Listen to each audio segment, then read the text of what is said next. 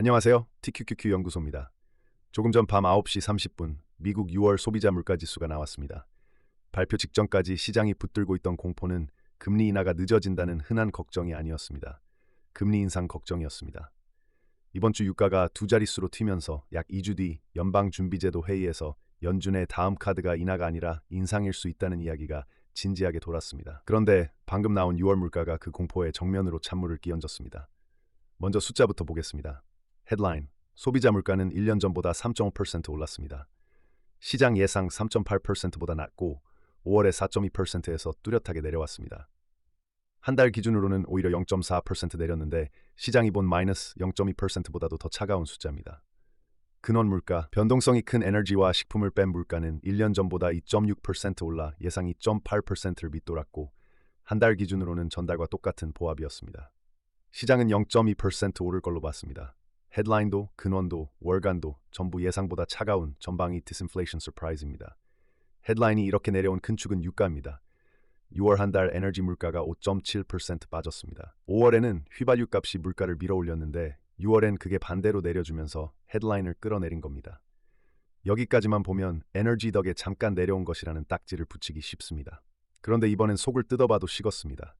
연준이 가장 눈여겨보는 슈퍼코어, 주거비를 뺀 서비스 물가가 1년 전보다 3.17% 올라 전달에 3.67%에서 내려왔고 한 달 기준으로는 마이너스로 돌아섰습니다.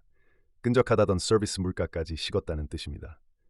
헤드라인은 유가가 끌어내렸다 쳐도 연준이 진짜로 값을 매기는 속살까지 함께 식은 겁니다. 그래서 발표가 나오자마자 트레이더들은 이달 금리 인상 베이팅을 줄였습니다. 다만 6월 물가는 백미러입니다. 지금 앞유리해 보이는 건 이번 주 두 자릿수로 튄 유가입니다. 국제 유가는 이번 주에만 브렌트유 기준 배럴당 $85를 다시 넘어 주간으로 10%를 웃돌았습니다. 미국과 이란의 충돌이 사흘째 이어지며 호르무즈 해협 통행량이 반토막 났고 트럼프 대통령은 이란 선박 통행을 다시 봉쇄했습니다. 이건 산유국이 덜 파는 감산이 아니라 물건은 그대로인데 나갈 길이 막히는 공급 충격입니다. 물가에는 그대로 얹히면서 성장에는 부담을 주는 고약한 조합이죠. 6월에 빠져준 휘발유가 7월 숫자에서는 되돌아올 수 있습니다. 유가가 빠진 달은 물가가 식고 오른 달은 물가가 떱니다. 오늘의 안도가 한 번의 지표가 준 한숨 돌리기에 그칠 수 있다는 뜻입니다. 여기에 새로 취임한 연준 의장 케빈 워시가 오늘 밤 11시 의회 청문회에 나섭니다. 미리 공개된 발언에서 워시는 지속적으로 높은 인플레이션을 결코 용인하지 않겠다고 못 박았습니다. 수요를 시키는 금리로는 산유 지역의 지정학까지 누를 수 없다는 게 연준이 유가발 물가를 특히 까다로워하는 이유입니다. 선물은 곧바로 반응했습니다.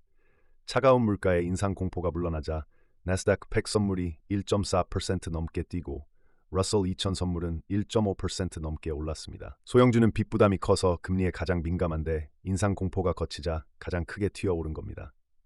S&P 500 선물은 0.5%가량 올랐습니다.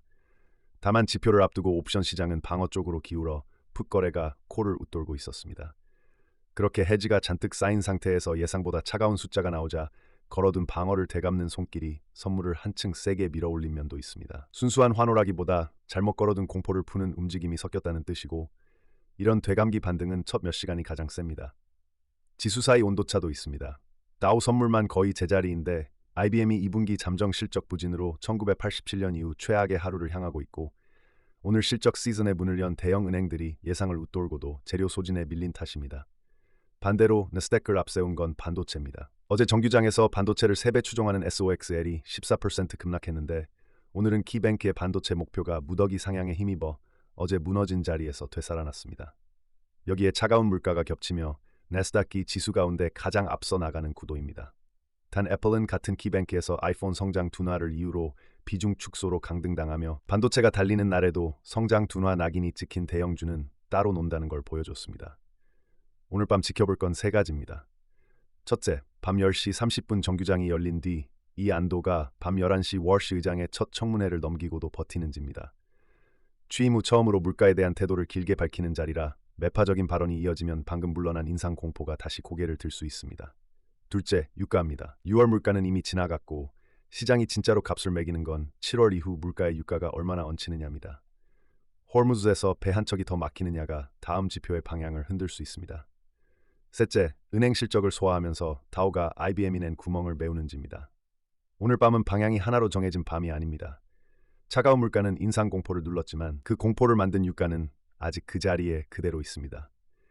시장은 이미 지나간 안도와 아직 남아있는 위험 사이에서 값을 매기는 중입니다. 이 안도 반등이 하루짜리 반사인지 인상 공포를 진짜로 걷어낸 전환인지는 오늘 밤 월시 의장의 입과 유가 차트가 먼저 답을 줄 겁니다. 여기까지 오늘 밤 선물 시장 상황을 정리해봤습니다. 도움이 되셨다면 좋아요 한번 눌러주시면 큰 힘이 됩니다. 오늘 밤도 편안한 마음으로 시장 지켜보시길 바랍니다.